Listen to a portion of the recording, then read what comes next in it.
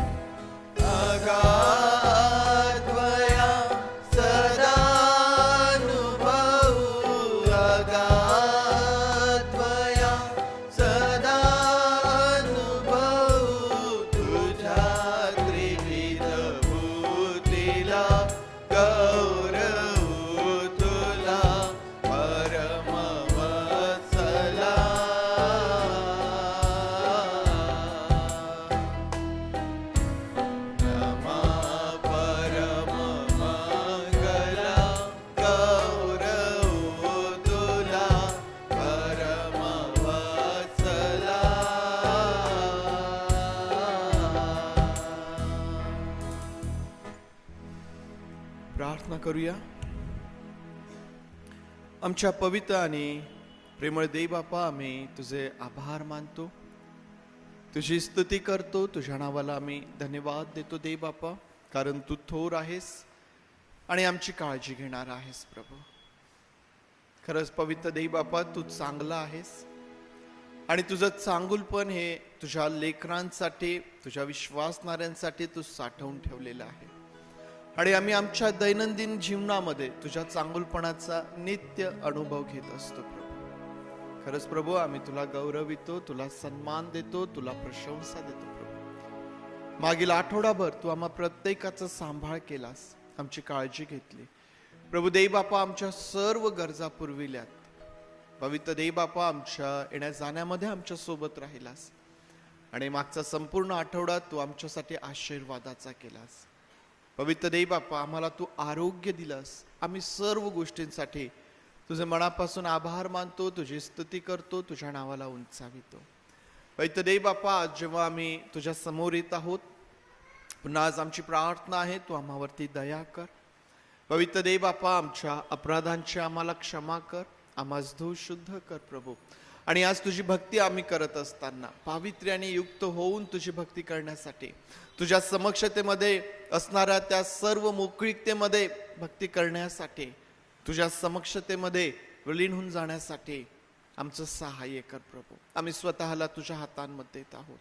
पवित्र देव बाप्पा, आज जेव्हा आम्ही या ठिकाणी तुझी आराधना करीत आहोत, भक्ती करीत आहोत, आमचे प्रियजन जे आज दुःखनाईत आहेत, बिछाण्यावर आहेत, आजारी आहेत, दवाखान्यात आहेत, अशा प्रत्येकांची देखील आम्ही आठवण करतो आणि त्यांनाही तुझ्या समोर घेऊन येतो. प्रभू देव बाप्पा, तू त्यांच्यावरती दया करावी आणि तुझं मोठं काम त्यांच्या जीवनात व्हावं प्रभू. म्हणून आम्ही त्या सर्वांना तुझ्या हातांमध्ये देत आहोत.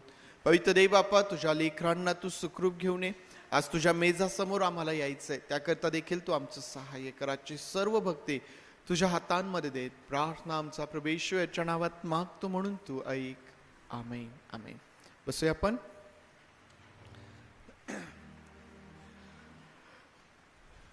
डिसेंबर महिना सुरू झाला.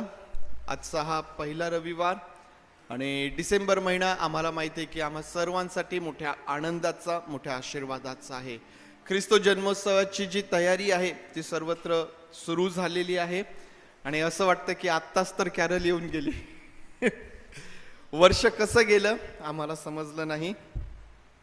या संपूर्ण वर्षभरामध्ये देवबापाने आमचं सहाय्य केलेलं आहे आणि या आनंदाच्याही महिन्यामध्ये तो प्रभू परमेश्वर आमच्या सोबत आहे, आम्हाला आशीर्वादित करणार आहे, आमची काळजी घेणार आहे. आणि म्हणून ख्रिस्त जन्मोत्सव जो आहे तो साजरा करण्याकडे जेव्हा आम्ही वाटचाल करीत आहोत, आपण आपली जी गीते आहेत ती देखील त्याच दिशेने आपण ठेवूया. आणि उपासना संगीतामधून एक 67 नंबरचं गीत आहे, तुझे जन्म झाले प्रेमच नामरूप ल्याले. या गीताची जी चाल आहे, जय जय जगदीशा, या चालीवर हे गीत आहे. आम्ही जस्ट एकदा ऐकलं, आता थोडा वेळ आम्ही ते गाण्याचा प्रयत्न केला, आम्हाला माहीत नाही, परंतु आपण शिकत आहोत. आपण गीत शिकण्याचा प्रयत्न करूया आणि हे गीत गात असताना त्या प्रभू परमेश्वराला गौरव देऊया.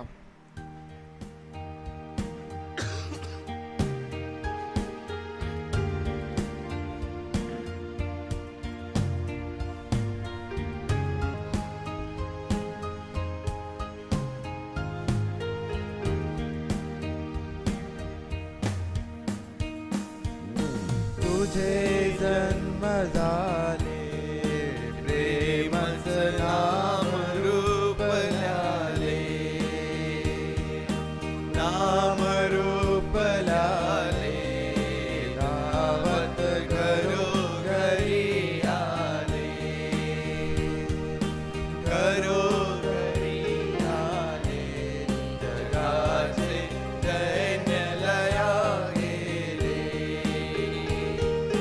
दैन्य लया गेले, जग हे नवेपणी नटले,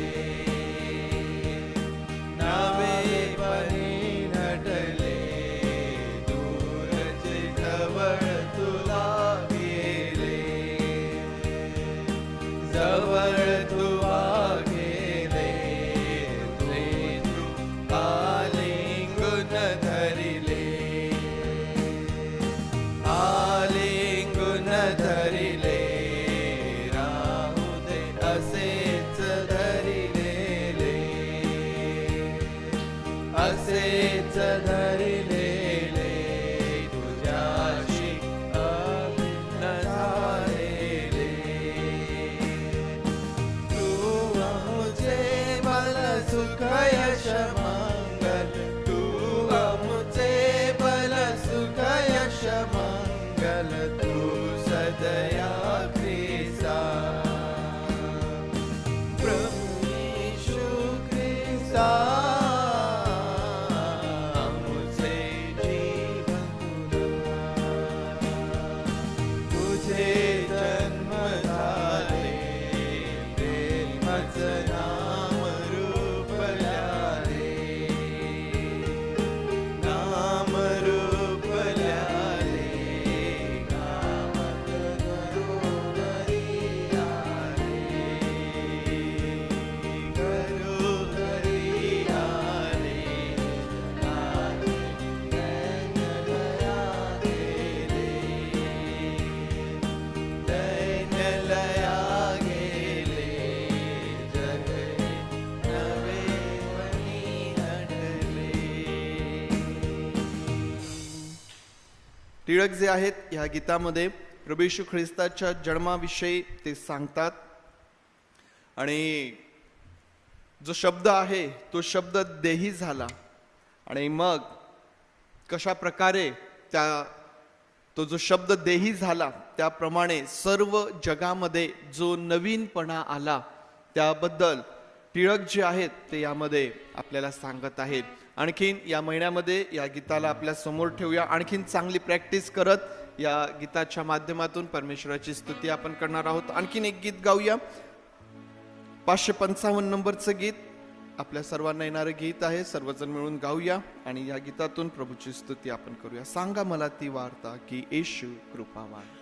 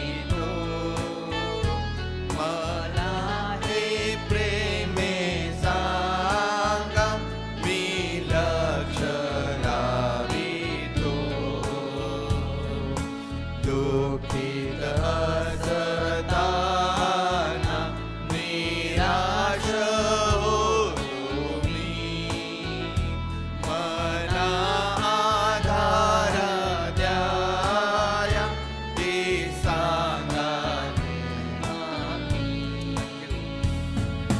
येशूची प्रीती सांगा, येशूची प्रीती सांगा, येशूची प्रीती सांगा, मला ते आवडे. कीर्ती कधी जगाची इष्ट दिसली, जय सांगा येशू प्रीती ती तृप्ती करीची. स्वर्गास पुढे जाया जगाला सोडना, ती सांगा धीरा द्याया ते नेहमी तरना. येशूची प्रीती सांगा, येशूची प्रीती सांगा, येशूची प्रीती सांगा, मला ते आवडे. येशूची प्रीती सांगा, मला ती आवडे. आणि हा महिना आमच्यासाठी आनंदाचा महिना आहे. त्याचं कारण हे आहे की देवाने जगावर जी एवढी प्रीती केली, त्या प्रीतीचा अनुभव आम्हाला या महिन्यामध्ये आम्ही त्याचं स्मरण आम्ही आमच्या जीवनामध्ये करत असतो. आणि ज्यावेळेस आम्ही त्याचं स्मरण करत आहोत, ज्यावेळेस देवाच्या प्रीतीचं स्मरण आम्ही करत आहोत, आम्ही ते इतरांना देखील सांगत राहायची आहे. आणि म्हणून मी वारंवार या गोष्टीची आठवण करून देत आहे की हा महिना आम्हाला परमेश्वराचं वचन सांगण्यासाठी, सुवार्ता प्रसार करण्यासाठी हा फार सोयीचा आहे, अनुकूल अशा प्रकारचा आहे. आणि म्हणून येशूची प्रीती आम्हाला ते लोकांना सांगायची आहे. यावेळेस एक स्तोत्र आपण वाचूया आणि आज प्रीती आपल्याकरिता एक स्तोत्र वाचेल. सर्वांना सलाम. सलाम. आज मी तुमच्याकरता स्तोत्र संहिता 119 वचन 57 ते 64 वाचणार आहे. परमेश्वर माझा वाटा आहे, तुझी वचने पाळण्याचा मी निश्चय केला आहे. मी अगदी मनापासून तुझ्या आशीर्वादाची याचना केली आहे. आपल्या वचनाप्रमाणे माझ्यावर कृपा कर. आपल्या वर्तनक्रमाविषयी विचार करून मी तुझ्या निर्बंधानाकडे पावले वळवली. मी तुझ्या आज्ञा पाळण्याची त्वरा केली. मी विलंब लाविला नाही. दुर्जनाच्या पाशांनी मला वेष्टिले, तरी मी तुझे नियमशास्त्र विसरलो नाही. तुझ्या न्याय निर्णयाबद्दल तुझे उपकार स्मरण कराव्यास मी मध्यरात्री उठतो. तुझे भय धरणाऱ्या सर्वांचा, तुझ्या विधी पाळणाऱ्यांचा मी सोबती आहे. हे परमेश्वरा, तुझ्या वात्सल्याने पृथ्वी भरली आहे. तू आपले नियम मला शिकव.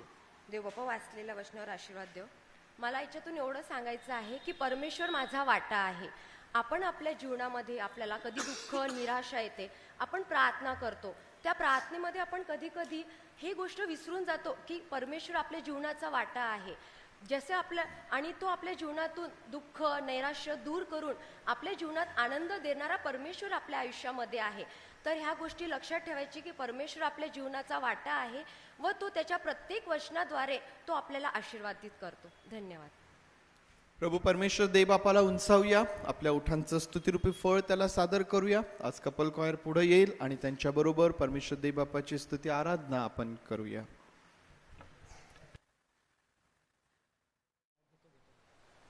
आनंदाच्या महिन्यामध्ये आपण आलेलो आहोत. वर्षातला डिसेंबर महिना म्हणजे आपल्या आनंदाचा महिना आहे. परंतु हा महिना आनंदाचा आहे आणि वजाबाकी, बेरीज आणि मग गुणाकार, भागाकार करण्याचा सुद्धा आहे की या पूर्ण वर्षामध्ये आपण काय कमावलं, काय गमावलं आणि परमेश्वरासाठी आपण कशा प्रकारे जगलेलो आहोत. हा महिना खरं तर ह्या गोष्टीचा आहे की आपण प्रभूसाठी काय केलेलं आहे. हा महिना आपल्या प्रत्येकाला स्वतःला उत्तर देण्याचा महिना आहे आणि आम्ही प्रभूसाठी कशा प्रकारे गौरवाचे पात्र बनलेलो आहोत, हा महिना त्यासाठी विचार करण्याचा महिना आहे. यावेळी डोळे बंद करूया प्रियांनो आणि सर्व समर्थ परमेश्वराच्या सानिध्यामध्ये आपण जाण्याकरिता तयार होऊया, प्रार्थना करूया आणि मग आपण गीत गाऊया. सर्व शक्तिमान प्रभुदेवा, पुन्हा एक वार प्रभू येशूच्या नावाने आम्ही तुझ्या जवळ येतो. प्रभूजी, प्रभू, जसं प्रभू तुझा जन्म झाला आणि देवदूतांनी तुझ्या जन्माची साक्ष त्या ठिकाणी सांगितलेली आहे प्रभूजी, त्याच प्रकारे प्रभू आम्ही विश्वासणारे लोक तुझ्या जवळ येतो स्वर्गीय बापा. आणि आम्ही तुझी स्तुती करतो की प्रभू तू आमच्याकरिता ह्या जगामध्ये आलास, आमच्याकरिता मारला गेला, आमच्याकरिता गाडला गेला प्रभू, आणि आमच्याकरिता तिसऱ्या दिवशी पुन्हा उठला आणि आम्हालाच तू घेण्याकरता येणार आहेस. प्रभुदेवा, आम्ही तुझी स्तुती, तुझं गौरव करतो आणि आजचा दिवस प्रभू आम्ही तुझ्या हातामध्ये समर्पित करतो आणि प्रार्थना करतो की प्रभू आम्ही सर्व मंडळी प्रभूजी तुझं गौरव करावं, तुझी स्तुती करावी असं तू हो दे प्रभूजी. आणि प्रभू सहाय्य आणि मदत कर, आम्ही प्रत्येकाच्या जिभे उठेला आणि कंठाला तू स्पर्श कर प्रभुदेवा, सहाय्य कर, प्रत्येकासोबत तू हो आणि प्रभू तुझं गौरव आमच्या जीवनाच्या द्वारे होईल असंच तू हो दे बाप्पा. मान महिमा आणि गौरव तुला देऊन प्रार्थना प्रभू येशूच्या नावाने मागतो म्हणतो एक बापा, आमेन. हे असतो प्रभू स्वतः तुम्हास चिन्ह देत आहे, पहा कुमारी गर्भवती होईल, पुत्र प्रसवेर व त्याचे नाव तू इम्मानुएल ठेव. आम्ही परमेश्वराची स्तुती करूया, धन्यवाद देऊया. देवाचं वचन यशायाच्या ग्रंथामध्ये असं सांगतं की ती पुत्र प्रसवेल आणि त्याचं नाव काय ठेवायचं आहे, इम्मानुएल ठेव, म्हणजे आमच्या सोबत परमेश्वर, आमच्या सोबत आमचा देव. आपण गीत गाऊया आणि गीत गात असताना आपण टाळ्या वाजवूया, देवाचं गौरव करूया आणि गीत गाऊया. राजा येशू आया है, हम ताली बजाएंगे.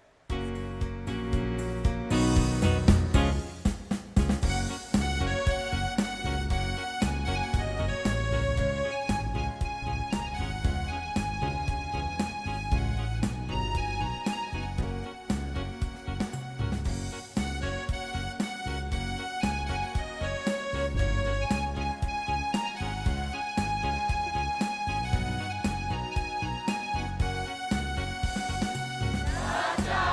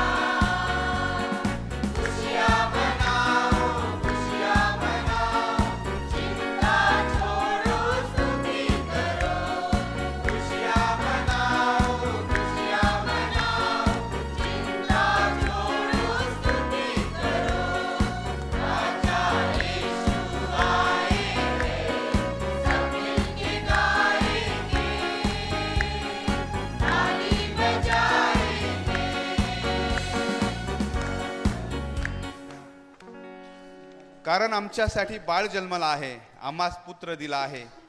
त्याच्या खांद्यावर सत्ता राहील, त्याला अद्भुत मंत्री, समर्थ देव, सनातन पिता आणि शांतीचा अधिपती म्हणतील. त्याच्या खांद्यावर सत्ता राहील आणि त्याला सनातन पिता म्हणतील, शांतीचा अधिपती म्हणतील. प्रियांनो, परत एक वेळा गीत गाऊया परमेश्वराच्या स्तुतीसाठी. आणि उपासना संगीत 70 हे आपण गाणार आहोत. पहा हो दूत कसे गाती. आपण नाताळाची आठवण सुरुवात करत आहोत आणि नाताळाचीच आठवण आज आपण करत आहोत.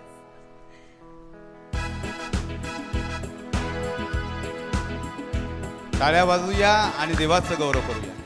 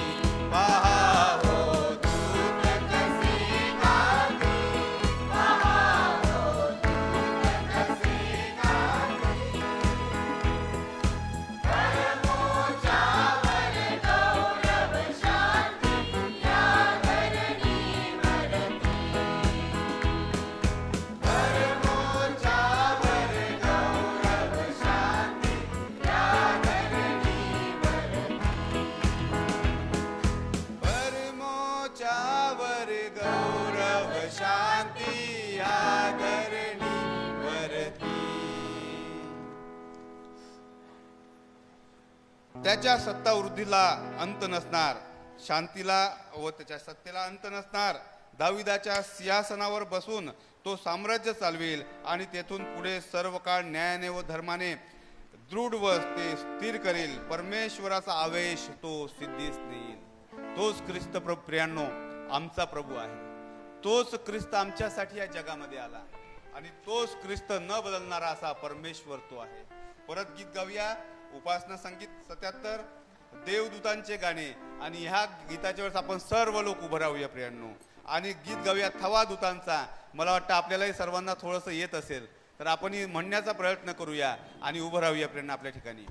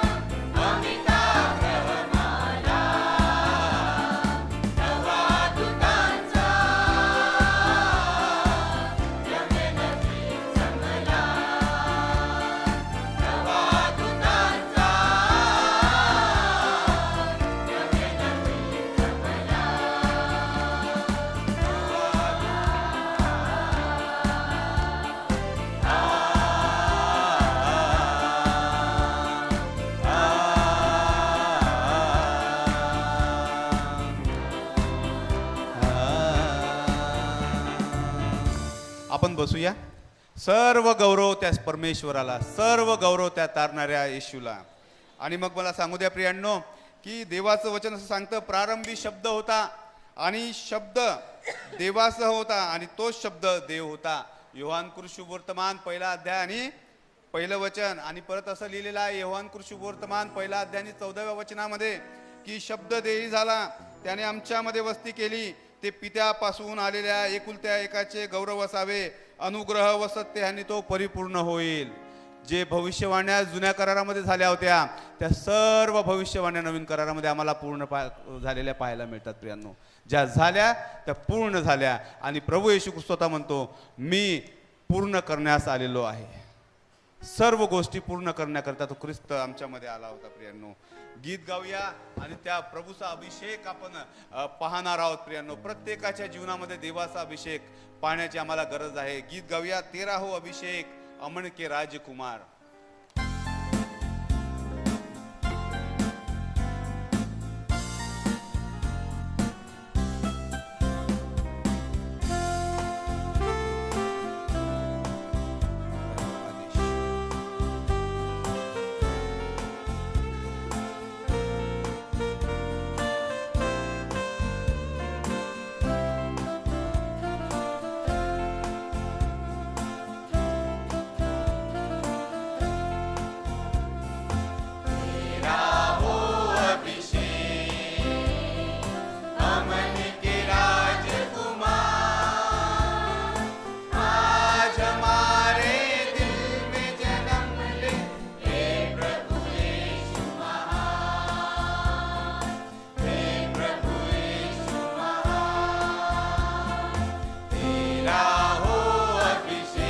आपण गाण्याचा प्रयत्न करूया. अमन के राजकुमार, आज हमारे दिल में जन्म ले, हे प्रभु यीशु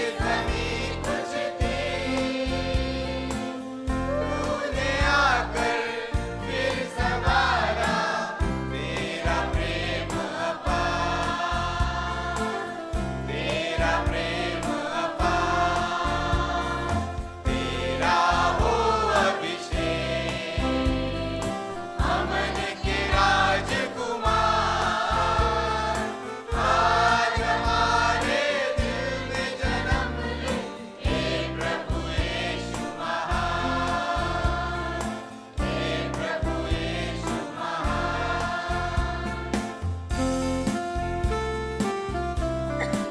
क्या चढ़ाए भेंट हम तुझको, सोना मुरलोबान नहीं कबूल तुझको.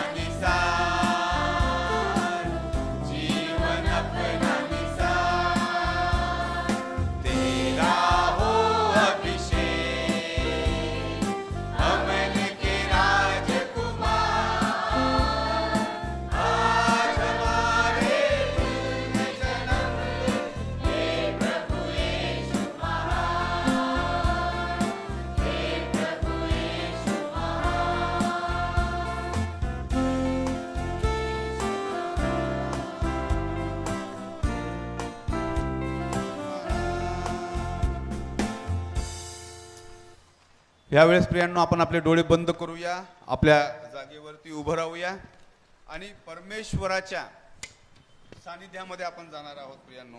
कारण मनुष्याचा पुत्र हरवलेले शोधण्याकरिता आला. आम्ही आमच्या जीवनामध्ये हरवलेले होतो. आपले डोळे बंद करूया ह्या वेळेमध्ये आणि डोळे बंद करत असताना आपण गीत गाणार आहोत. आणि मला तुम्हाला सांगू द्या, ह्या डिसेंबर महिन्याच्या सुरुवातीला आपण प्रियांनो प्रार्थनेमध्ये आहोत. प्रार्थना करूया, प्रभूजी पूर्ण महिनाभर आम्हाला तुझा गौरव करायचा आहे. आणि प्रभुदेवा तू सहाय्य करणारा परमेश्वर आहेस.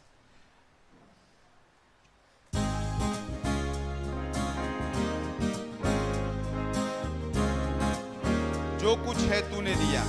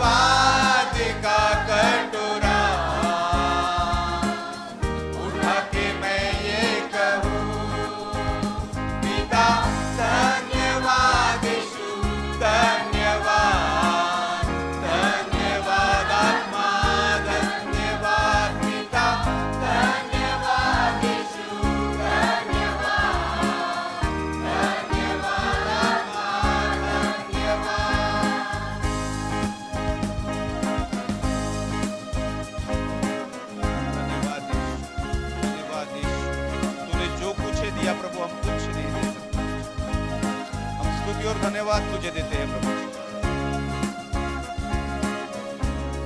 जीवन तेरा दिया है पिता, तेरा दिया. जो कुछ है मेरा वो तूने दिया. जीवन है मेरा दिया.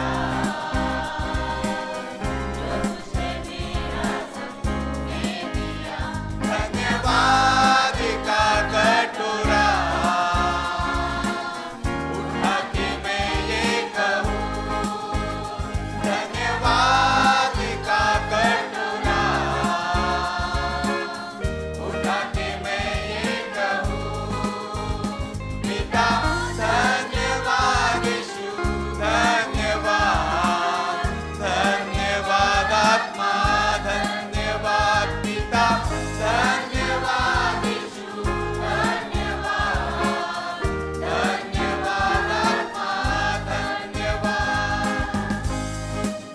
आशीषें तुझसे है मेरी, बिन मांगे सब तूने दिया पिता. धन्यवाद यीशु.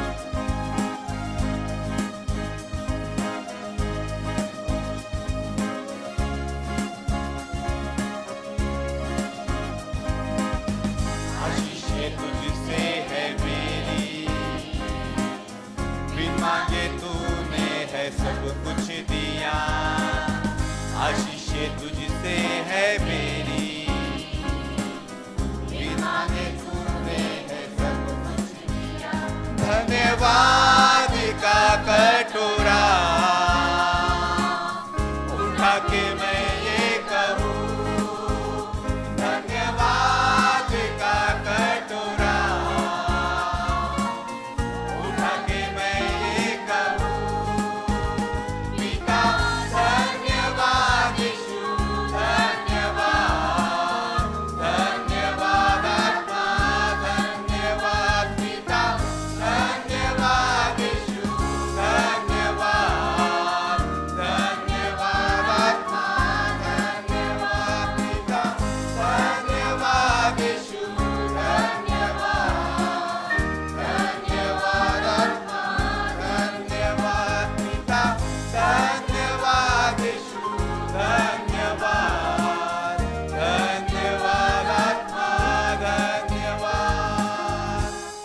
धन्यवाद येशू, धन्यवाद धन्यवाद पिता, धन्यवाद येशू, धन्यवाद आत्मा, धन्यवाद. होय प्रभू, खरे पाहिला असता तो आमच्या अपराधांमुळे घायल झाला आणि जे शिक्षा आम्हाला दिली होणार होती ती शिक्षा त्या प्रभूने दिली आणि आम्हाला शांती देणारी शिक्षा त्याच झाली. आम्हाला शांती मिळावी म्हणून ती शिक्षा प्रभू येशूला झाली. प्रियांनो, तो ख्रिस्त आमच्याकरिता ह्या जगामध्ये आला, आमच्याकरिता जीवन जगला प्रियांनो. आणि आम्ही प्रभूला काय देऊ शकतो? आम्ही फक्त धन्यवाद आणि धन्यवाद आणि धन्यवाद स्तुती देऊ शकतो प्रियांनो. आपण प्रार्थनेमध्ये जाऊया आणि प्रभूला म्हणूया, प्रभू धन्यवाद, आम्ही तुझे आभार मानतो की 2000 वर्षापूर्वी तू आमच्याकरिता ह्या जगामध्ये आलास. आम्ही तुझे आभार मानतो की प्रभू हे वर्षभर तू आम्हाला सांभाळलेला आहेस आणि ह्या वर्षाच्या शेवटी प्रभू तू आम्हाला घेऊन आलेला आहेस. प्रभू आम्ही तुला धन्यवाद देतो. प्रभू आम्ही या वर्षामध्ये काय कमावलं, आम्ही या वर्षामध्ये काय गमावलं आणि प्रभू आम्हाला ह्या वर्षामध्ये आणखी काय करायचं आहे. प्रभू तू शिकव, तू सामर्थ्य दे आणि प्रभू तुझं वचन लोकांपर्यंत पोहोचवण्याकरिता तू आम्हा सर्वांना मदत कर प्रभूची. प्रभू या वर्षामध्ये प्रभू आम्ही फक्त तुझं गौरव करावं, तुझी स्तुती करावी आणि प्रभू तुझा धन्यवाद करावा असं तू हो दे स्वर्गीय बापा. आजचा दिवस प्रभू तुझ्या हातामध्ये घे. आम्ही प्रार्थना करतो की आमची आराधना, आमची उपकार स्तुती प्रभू देवा तू मान्य कर आणि प्रभू आमच्याद्वारे तुझं गौरव तू करून घे प्रभूची. प्रार्थना करतो प्रभू तुझं येणारं जे वचन आहे प्रभूची ते आमच्या जीवनासाठी शांती देणारं, आरोग्य देणारं, आशीर्वाद देणारं आणि प्रभू सतसत विवेक बुद्धी प्रदान करणारं असं तू असू दे. जेणेकरून प्रभू ह्या जगामध्ये राहत असताना आम्ही तुझं वचन लोकांपर्यंत पोहोचवावं, तुझं भय लोकांना सांगावं आणि आमच्या जीवनामध्ये तुझा आशीर्वाद यावा असं तू हो दे प्रभूजी. मान महिमा आणि गौरव सर्व तुला देऊन ही प्रार्थना प्रभू येशूच्या नावाने मागतो म्हणतो एक बापा, आमेन. परमेश्वर देव बापाच्या वचनांकडं आपण जाऊया. योहानाचं शुभवर्तमान आपल्या समोर आपण ठेवूया. योहानकृत शुभवर्तमान अध्याय 1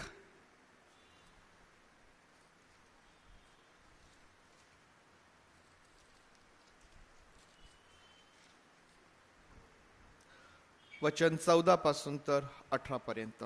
योहानकृत शुभवर्तमान अध्याय 1 वचन 14 पासून तर 18 पर्यंत. शब्द देही झाला, त्याने आम्हामध्ये वस्ती केली आणि आम्ही त्याचे गौरव पाहिले. ते पित्यापासून आलेल्या एकुलत्या एकाचे गौरव असावे, असे अनुग्रह व सत्य यांनी परिपूर्ण होते. त्याच्याविषयी योहान साक्ष देतो आणि मोठ्याने म्हणतो, जो माझ्या मागून येतो तो माझ्या पुढे झाला आहे, कारण तो माझ्या पूर्वी होता. असे ज्याच्याविषयी मी सांगितले तो हाच आहे. त्याच्या पूर्णतेतून आम्हाला आपणा सर्वांना कृपेवर कृपा मिळाली आहे, कारण नियमशास्त्र मोशेच्या द्वारे देण्यात आले होते, कृपा व सत्य हे येशू ख्रिस्ताच्या द्वारे आले. देवाला कोणीही कधीच पाहिले नाही. जो एकुलता एक जन्मलेला देवपित्याच्या उराशी असतो त्याने त्याला प्रगट केले आहे. प्रार्थना करूया. पवित्र देव बापा, आम्ही आमचं लक्ष तुझ्याकडे लावलेलं आहे. तुझं वचन आमच्याशी बोलणार आहे आणि तू आपल्या वचनांच्या माध्यमातून आमच्यासोबत बोलतोस. आज पुन्हा एकदा बोल. तुझं वचन आमची सुधारणूक करतं, तुझं वचन आम्हाला मार्गदर्शन करतं, आमचा प्रकाश ते आहे. आणि म्हणून देव बापा, आमचं लक्ष तुझ्याकडे लागलेलं असताना तुझ्या वचनाचं सामर्थ्य आम्हावरती होत. तुझे आभार मानून प्रार्थना प्रभू येशू याच्या नावात मागतो, म्हणून तू ऐक. आमेन, आमेन. परमेश्वर देवबाप, ही जी वचने आहेत आज आपल्यासाठी आशीर्वादाची करोत. डिसेंबर महिन्यामध्ये आपण प्रवेश केलेला आहे आणि आम्हाला माहिती आहे की हा संपूर्ण महिना हा आमच्यासाठी आनंदाचा आहे, आशीर्वादाचा आहे. हा संपूर्ण महिना वास्तविक पाहता वर्षाचा प्रत्येक दिवसच आमच्यासाठी आनंदाचा आणि आशीर्वादाचा आहे. परंतु त्यातल्या त्यात या महिन्यामध्ये आमचा आनंद जो आहे त्याची जी पातळी आहे ही वाढलेली असते. त्याचा कळस आहे ना. आम्ही वर्षभर आनंदी असतो, पण ज्या दिवशी आमचा वाढदिवस येतो त्या दिवशी मात्र आम्ही आणखीन जास्त आनंदी असतो. वर्षातले काही दिवस आमच्यासाठी विशेष आनंद करण्याचे असतात, तर काही दिवस त्यांचं स्मरण केल्यानंतर, त्यांची आठवण केल्यानंतर आमच्या मनामध्ये खेद देखील निर्माण होतो, दुःख देखील आमच्या मनामध्ये निर्माण होत असतो. जगामध्ये आनंद, दुःख या गोष्टी नेहमी चालू आहेत. परंतु जे देवाचे लोक आहेत, हे देवाचे लोक त्यांच्या जीवनामध्ये प्रत्येक दिवसामध्ये प्रत्येक परिस्थितीमध्ये आनंदी राहू शकतात. कारण आमचा आनंद जो आहे हा आमचा आनंद आमच्या बदलणाऱ्या परिस्थितीवरती अवलंबून नाही, तर आमचा आनंद हा आमच्या ख्रिस्तापासून येणारा आनंद आहे, हा परमेश्वरापासून येणारा आनंद आहे आणि आमचा परमेश्वर कधीच बदलत नाही. आणि म्हणून या महिन्यामध्ये ज्यावेळेस आम्ही आनंद साजरा करण्याकडे वाटचाल करत आहोत, कदाचित आम्हाला ताप येऊ शकतो, कदाचित आजारी येऊ शकतो, किंवा आणखीन असं काही आमच्या सोबत होऊ शकतं की ज्यामुळे आम्हाला असं वाटेल अरे ह्या आनंदाच्या महिन्यामध्ये का असं झालं. मी काय सांगत आहे तुम्हाला, कुठल्याही परिस्थितीमुळं आमचा आनंद कमी होत नाही, कारण आमचा आनंद जो आहे हा ख्रिस्तापासून येणारा आनंद आहे. आणि ख्रिस्तापासून येणारा आनंद आमच्या जीवनातल्या प्रत्येक परिस्थितीत प्रत्येक प्रसंगांमध्ये हा टिकून राहणारा, कायम राहणारा आहे. आणि म्हणून आम्ही हे म्हणू शकतो की या संपूर्ण महिन्यामध्ये मंडळी जी आहे विशेष आनंद साजरा करीत आहे. हा आनंद आम्ही साजरा करत असताना जो शास्त्र भाग आज मी तुमच्या समोर वाचलेला आहे, जो शास्त्र भाग मी तुमच्या समोर ठेवलेला आहे, हा शास्त्र भाग या संपूर्ण महिन्यामध्ये कदाचित आमच्या समोर असेल. संपूर्ण महिन्यामध्ये या शास्त्र भागावरती आपण मनन करणार आहोत.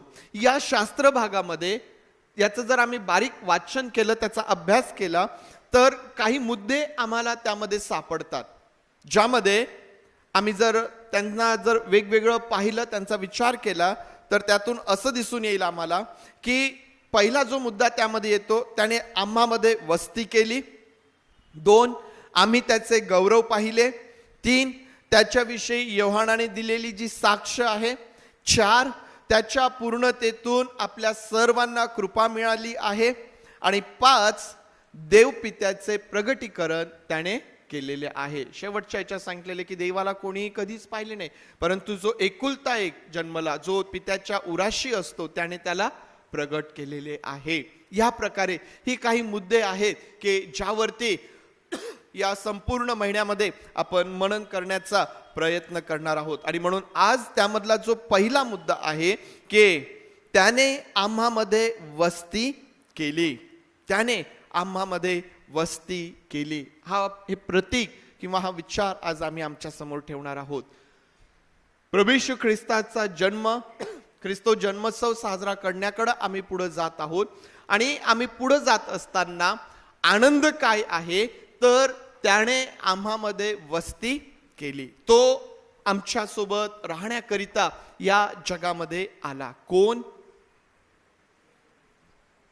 आमचा प्रभू येशू ख्रिस्त शब्द देही झाला आणि त्याने आम्हामध्ये वस्ती केली. आता जर तुम्ही पाहिलं तर अगदी आरंभापासूनच परमेश्वर जो आहे त्याला मनुष्याबरोबर वस्ती करायला आवडतं. अगदी आरंभापासून तुम्ही पहा, एदेन बागेमध्ये परमेश्वर आदाम आणि हवा यांना भेटण्यासाठी येत होता. सहभागिता त्या ठिकाणी आहे. परमेश्वराला नेहमीच मनुष्याबरोबर, ज्या मनुष्याला त्याने आपल्या हाताने बनवलेलं आहे, ज्या मनुष्यामध्ये जो मनुष्य त्याच्या स्वतःच्या प्रतिरूपामध्ये निर्माण केला गेलेला आहे, तो मनुष्य ज्याच्यामध्ये त्याने आपला जीवनी श्वास फुंकलेला आहे, त्या मनुष्याबरोबर सहभागिता ठेवायला परमेश्वराला आरंभापासूनच आवडतं किंवा त्याकडे त्याचं विशेष लक्ष आम्हाला पाहायला भेटतं. आणि म्हणून तो आदाम हवा यांना भेटत होता. आम्ही पाहतो की तो आपल्या लोकांबरोबर चालला, आपल्या लोकांबरोबर तो राहिला, तो आपल्या लोकांबरोबर बोलला, त्याने आपल्या लोकांचं ऐकलं. म्हणजेच राहणे, भेटणे, बोलणे, चालणे, ऐकणे, हे ज्या सर्व गोष्टी मी तुम्हाला सांगितल्या, ह्या आम्हाला पवित्र शास्त्रात आढळतात का? परमेश्वराने असं केलं का? है ना? तो राहणारा परमेश्वर आहे, तो भेटणारा आहे, तो आपल्या लोकांसोबत बोलला. आणि म्हणून गलती 4:4 मध्ये म्हटलेलं आहे की कशाने तो बोलला. आणि मग ह्या काळाच्या शेवटी तो आपल्या पुत्राच्या माध्यमातून बोलला. तो आपल्या लोकांबरोबर चालला. आठवतं उदाहरण? कोणासोबत चालला? आठवतं? अग्निस्तंभ होऊन मेघस्तंभ होऊन तो आपल्या लोकांबरोबर चाललेला परमेश्वर आहे. प्रियांनो, आजही तो जो परमेश्वर आहे ना, त्याला आपल्या लोकांबरोबर अशा प्रकारची सहभागिता ठेवायला आवडतं. आमच्यासाठी हे किती आनंदाचं आहे की ज्या परमेश्वराने मला निर्माण केलेलं आहे त्या परमेश्वराला माझ्यासोबत बोलायला, माझ्याबरोबर वस्ती करायला, माझं ऐकायला त्याला आवडतं. त्याला आवडतं. प्रियांनो, हे आमच्या आनंदामध्ये, आमच्या आनंदाला अगदी एक नवीन उंची देणारं अशा प्रकारचा हा विचार आम्हाला आमच्या जीवनामध्ये पाहायला भेटतो. आणि म्हणून या आनंदाच्या महिन्यात आरंभालाच देव आम्हाला या गोष्टीची आठवण करून देत आहे की त्याने आम्हामध्ये वस्ती केली. मग त्याने आम्हामध्ये वस्ती केली, यामधून जी पहिली गोष्ट मला शिकण्यासारखी आहे, त्याने आम्हामध्ये वस्ती केली, यामधून जे आम्हाला शिकण्यासारखं आहे ते म्हणजे जे आम्हाला अशक्य ते देवाला शक्य आहे. त्याने आम्हामध्ये वस्ती केली. जे मनुष्यासाठी अशक्य आहे, जे माझ्यासाठी अशक्य आहे, ते देवासाठी शक्य आहे. आता विचार करा जरा या गोष्टीचा की अवघ्या सृष्टीचा निर्माण करता परमेश्वर, आम्ही जर पवित्र शास्त्राचा अभ्यास केला तर त्याचं वैभव, त्याचं ऐश्वर्य, त्याचं सामर्थ्य किती अगाध अशा प्रकारचं आहे. तो एकाच वेळेला त्याने सर्व पृथ्वी व्यापून टाकलेली आहे. एकाच वेळेला तो परमेश्वर ज्याने आपल्या शब्दाने सर्व निर्माण केलं, ज्याच्याद्वारे सर्व निर्माण झालेलं आहे, त्या परमेश्वराने तुमच्यामध्ये, माझ्यामध्ये, मनुष्यामध्ये येऊन वस्ती केली. कशी वस्ती केली बरं त्याने? ती वस्ती त्याने करण्यापूर्वी मनुष्याने या गोष्टीचं कसं आकलन करावं की हा परमेश्वर आमच्यामध्ये येऊन वस्ती करेल? मनुष्यासाठी हे शक्य होतं का? मनुष्याच्या विचारांपलीकडची ही बाब आहे. आणि म्हणून मसीहा येणार आहे हा जो यहुदी लोकांचा विश्वास आहे, तो मसीहा आला. त्या मसीहाने येऊन दिलेली अभिवचनं पूर्ण केली आणि तो मसीहा वापसही गेला आणि तो परत घ्यायला येणार आहे. हे सर्व होऊन गेलेलं आहे, परंतु तरीही यहुदी लोकांना या गोष्टींचं आकलन झालेलं नाही. ते आजही वाट पाहत आहे की मसीहा येणार आहे. त्या निर्माणकर्त्या परमेश्वराचं आमच्यामध्ये त्याचं वस्ती करणं, प्रियांनो, हे आमच्या विचारांपलीकडं अशा प्रकारचं ते आहे. मनुष्याकरिता ही गोष्ट अशक्य आहे. मनुष्याकरिता ही गोष्ट अशक्य आहे. परंतु वचन आम्हाला अगदी स्पष्टपणे सांगतं, आमचा हा विश्वास आहे की जे मनुष्याला अशक्य आहे ते देवाला शक्य आहे. त्याला सर्व काही शक्य आहे. मग त्याच्या जन्माकडे तुम्ही पहा. त्याचा जन्मही आम्हाला याच प्रकारे आश्चर्यचकित करणार आहे. शब्द देही झाला. जे आम्हाला अशक्य ते देवाला शक्य आहे. त्याच्या जन्माच्याही संदर्भात आम्ही तेच पाहतो. त्याच्या जन्माच्याही संदर्भात आम्ही तेच पाहतो की कुमारी गर्भवती होईल. परमेश्वर ज्याने स्वतः मनुष्याला चिन्ह दिलं की पहा, कुमारी गर्भवती होईल आणि ती पुत्र प्रसवेल. मनुष्याच्या विचारांपलीकडे आहे, मनुष्याच्या कल्पने पलीकडे आहे. परंतु जे आमच्या विचारांपलीकडे आहे, जे आमच्या कल्पने पलीकडे आहे, त्या सर्व गोष्टी परमेश्वरासाठी शक्य आहेत. या आनंदाच्या महिन्यामध्ये आम्ही वाटचाल करत असताना प्रियांनो, आज हा विचार आम्हाला उत्तेजित करणारा ठरेल, आम्हाला आनंदित करणारा ठरेल, आम्हाला उत्साहित करणारा ठरेल की ज्या गोष्टी आतापर्यंत माझ्यासाठी, माझ्या कुटुंबासाठी अशक्य प्राय होत्या, माझ्या ख्रिस्तामध्ये त्या गोष्टी शक्य आहे. आणि मी जे प्रभू येशू ख्रिस्ताच्या जन्माकडे माझं लक्ष लावलेलं आहे, त्याचा जन्म मला या गोष्टीची प्रचिती करून देतो की जे मनुष्यासाठी अशक्य आहे ते देवासाठी शक्य आहे. निकोदेमाला असाच प्रश्न पडला होता ना, प्रभू येशू ख्रिस्ताचा जन्म हे तर आमच्यासाठी आमच्या कल्पनेपलीकडे ते आहे. निकोदेमाला ज्यावेळेस प्रभू येशू ख्रिस्ताने सांगितलं होतं की नव्याने जन्मल्या वाचून कोणालाही देवाच्या राज्यात प्रवेश करता येत नाही, नवीन जन्मासंदर्भात ज्यावेळेस निकोदेमाला सांगितलं, त्याला आश्चर्य वाटलं. त्याला कसा या गोष्टीवरती विश्वास ठेवावा, एक वृद्ध मनुष्य परत कसा आपल्या मातेच्या उदरातून जन्म घेईल. निकोदेमाला त्या गोष्टी समजणं कठीण होतं. परंतु आता या गोष्टीकडं आम्ही आमचं लक्ष लावू शकतो की जे देवाला म्हणजे जे मनुष्याला अशक्य आहे ते देवाला शक्य आहे. वचन 13 आम्हाला काय सांगतं? वचन 13 मध्ये आम्हाला परमेश्वराचं वचन योहानाचं शुभवर्तमान अध्याय 1 आणि वचन 13 असं म्हणतं की त्यांचा जन्म रक्त अथवा देहाची इच्छा अथवा मनुष्याची इच्छा यांपासून झाला नाही तर देवापासून झाला. कोणाच्या संदर्भात सांगितलेलं आहे? कोणाच्या संदर्भात सांगितलेलं आहे? परत एकदा वाचा बरं वचन. परत एकदा वाचा वचन. कोणाच्या संदर्भात लिहिलेलं? परत एकदा वाचा. बायबल आहेत सर्वांकडं. 13वं वचन करता येईल डिस्प्ले? काय सांगितलेलं आहे त्या ठिकाणी? त्यांचा जन्म रक्त अथवा देहाची इच्छा अथवा मनुष्याची इच्छा यांपासून झाला नाही तर देवापासून झाला. कोणा संदर्भात सांगत आहे वचन? नक्की प्रभू येशू ख्रिस्ता संदर्भात सांगत आहे. त्याच्या आधीचं वचन वाचा 12.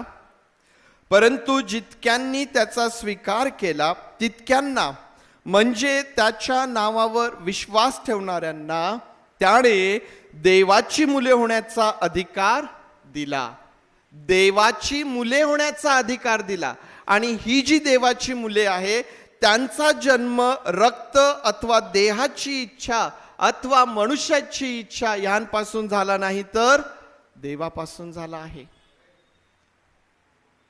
प्रियांनो, आम्ही वचन वाचत असताना ते फार बारकाईने आम्हाला ते वाचावं लागेल, त्याचा अभ्यास आम्हाला करावा लागेल. नवीन जन्म जो आहे हा मनुष्यासाठी अशक्य आहे.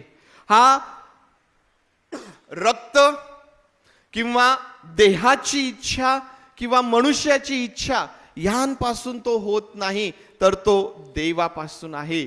आणि तेच करण्यासाठी प्रभू येशू ख्रिस्त या जगामध्ये आलेला आहे. मनुष्याला जे अशक्य आहे, जे रक्ताने होणार नाही, जे देहाची इच्छा किंवा मनुष्याच्या इच्छेने ज्या गोष्टी होत नाही, ज्या मुळातच मनुष्यासाठी अशक्य आहे, निकोदेम म्हणतो की हे कसं होणार, ते देवाला शक्य आहे. आणि ते पूर्ण करण्यासाठी, ते शक्य करण्यासाठी हा प्रभू येशू ख्रिस्त प्रियांनो या जगामध्ये आलेला आहे. देवापासून, त्यांचा जन्म देवापासून झालेला आहे. आणि हे आमच्यासाठी फार महत्वाचं आहे प्रियांनो की या महिन्यामध्ये आम्ही वाटचाल करत असताना जो अधिकार आम्हाला मिळालेला आहे, आज आम्ही देवाची मुले आहोत.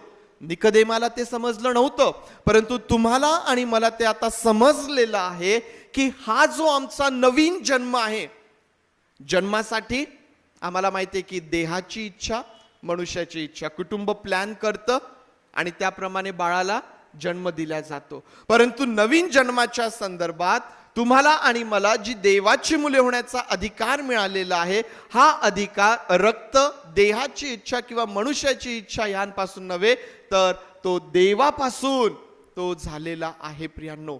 आणि हे आमच्यासाठी फार आशीर्वादाचं आहे की ते देवाने तुमच्यासाठी आणि माझ्यासाठी केलेलं आहे.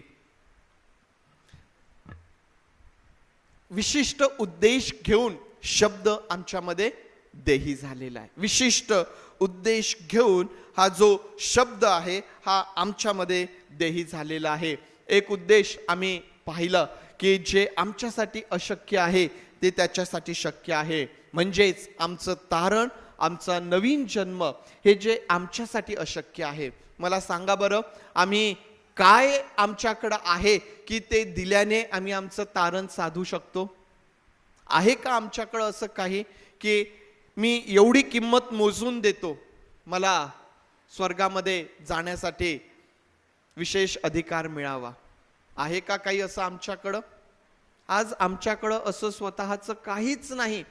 या जगामध्ये आम्ही जे काही प्राप्त करतो ते प्राप्त करण्यासाठी देवाने आमचं सहाय्य केलेलं आहे, देवाने आम्हाला आशीर्वादित केलेलं आहे. परंतु या जगातल्या गोष्टींच्या द्वारे आम्ही स्वर्गामध्ये जाऊ शकत नाही. मनुष्य कितीही ज्ञानी असू द्या, कितीही सामर्थ्यशाली असू द्या, या जगामध्ये त्याचं वैभव कितीही मोठं असू द्या, परंतु तरीही त्या गोष्टींच्या द्वारे तो स्वर्गाच्या राज्यात जाऊ शकत नाही, त्याचा नवीन जन्म होऊ शकत नाही, त्याचं तारण होऊ शकत नाही.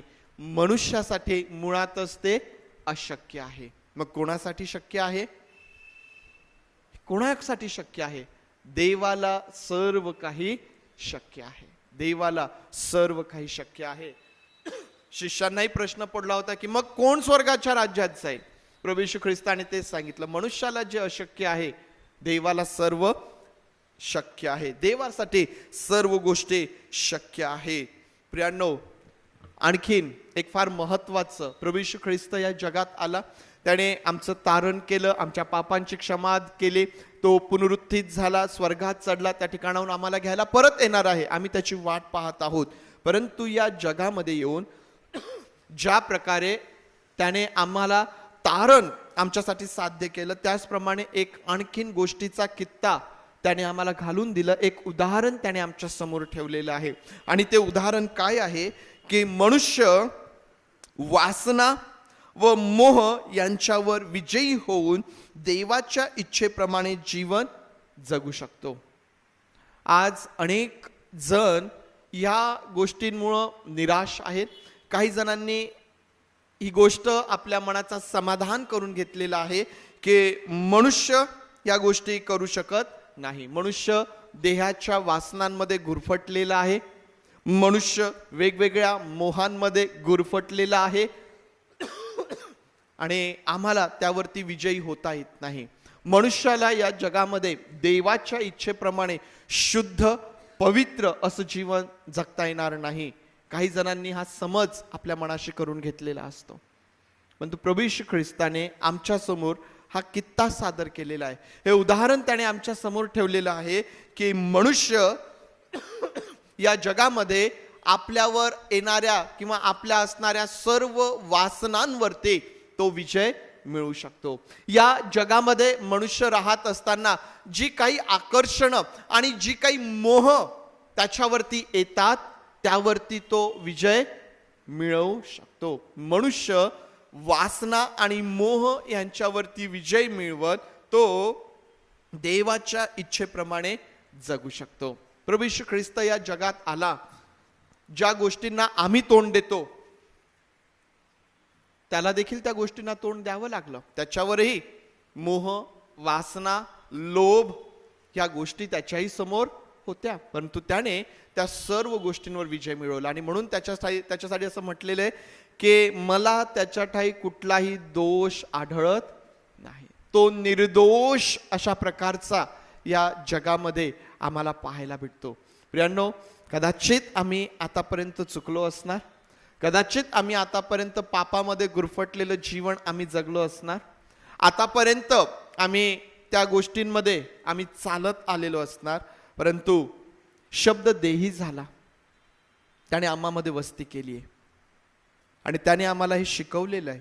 हा कित्ता त्याने आम्हाला घालून दिलेला आहे की आम्ही या पापमय जीवनावर, या वासनांवर, या मोहांवर विजय मिळवून देवाच्या इच्छेप्रमाणे जीवन आम्ही जगू शकतो.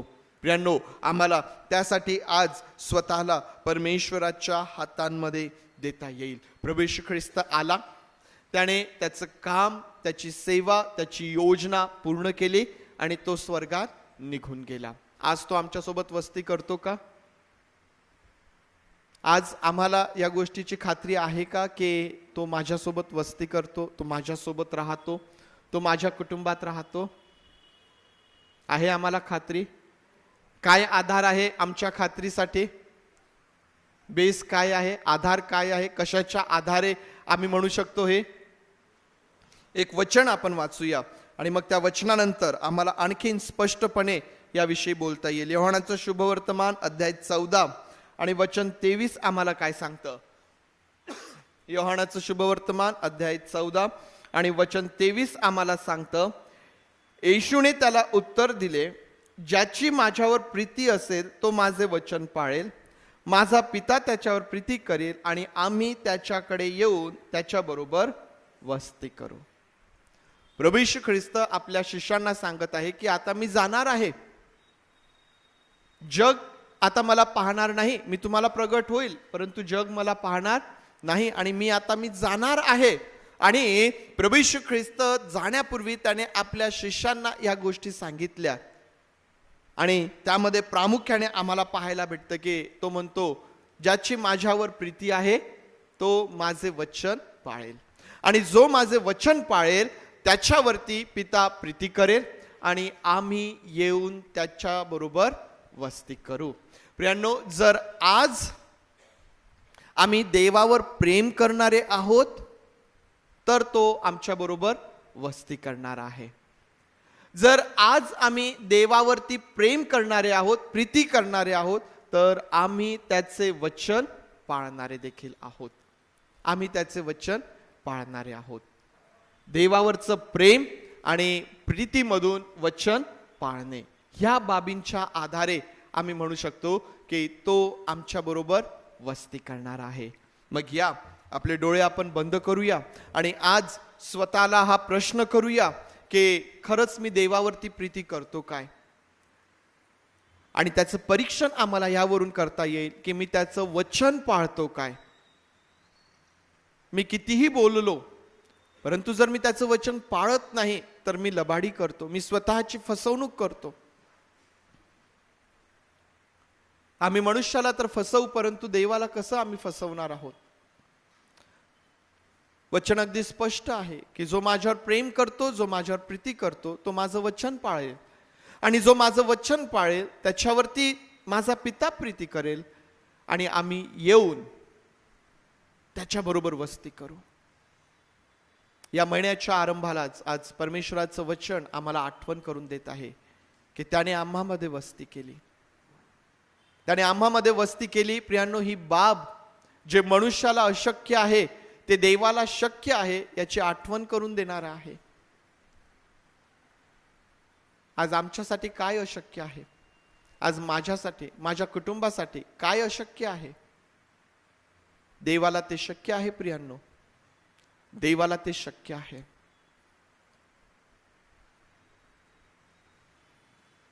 त्याची आमच्याबरोबर वस्ती व्हावी. माझ्या जीवनामध्ये, माझ्या कुटुंबामध्ये सहाय्य कर प्रभूचे, सहाय्य कर. पैतदेव बापा, या जगामध्ये आम्ही राहत असताना पुष्कळदा या गोष्टींकडे आम्ही दुर्लक्ष करतो प्रभू, आणि निराश, दुःखी अशा प्रकारचं आमचं जीवन झालेलं असतं. आम्हाला असं वाटतं की आता हे आमच्यासाठी होणेच नाही. पुष्कळदा आम्ही आमच्या इच्छा, आमचे विचार तुझ्यावरती थोपवतो प्रभू.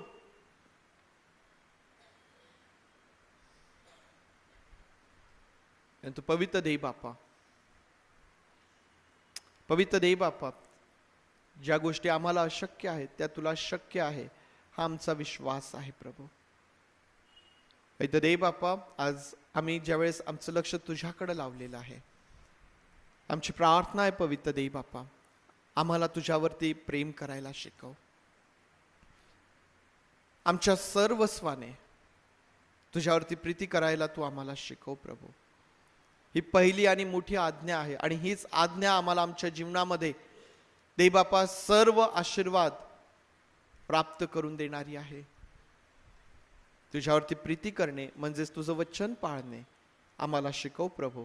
आमच्या चुकांची आम्हाला क्षमा कर आणि तुझं गौरव तू करून घे. आम्ही सर्वजण स्वतःला तुझ्या हातांमध्ये देत प्रार्थना आमचा प्रभू येशू याच्या नावात मागतो म्हणून तू ऐक. आमेन. आमेन. हे आमच्या स्वर्गातील बापा, तुझे नाम पवित्र मानले जाव, तुझे राज्य येव, जसे स्वर्गात तसेच पृथ्वीवर. तुझ्या इच्छेप्रमाणे हो. आमचे रोजची भाकर आज आम्हास दे, आणि जसे आम्ही आमच्या ऋण्यास ऋण सोडले तसेच तो आमचे ऋणे आम्हास सोड, आणि आम्हास परीक्षेत आणू नकोस, तर आम्हास वाईटापासून सोडी. कारण की राज्य, सामर्थ्य आणि गौरव हे सर्व काळ तुझीच आहे. आमेन. वंद्य देवा परात्पर, स्तवा त्याला खाली वर, तो बाप पुत्र आत्माचा त्याला ध्यानात मान. आमेन. आता ज्या प्रभू येशू ख्रिस्ताचं रक्त हे नवीन कराराचं रक्त आहे, त्या प्रभू येशू ख्रिस्ताची कृपा, देव बापाची प्रीती आणि पवित्र आत्म्याची सुसंगती तुम्हा बरोबर प्रभू येशू ख्रिस्त येईपर्यंत सदोदित असो. आमेन.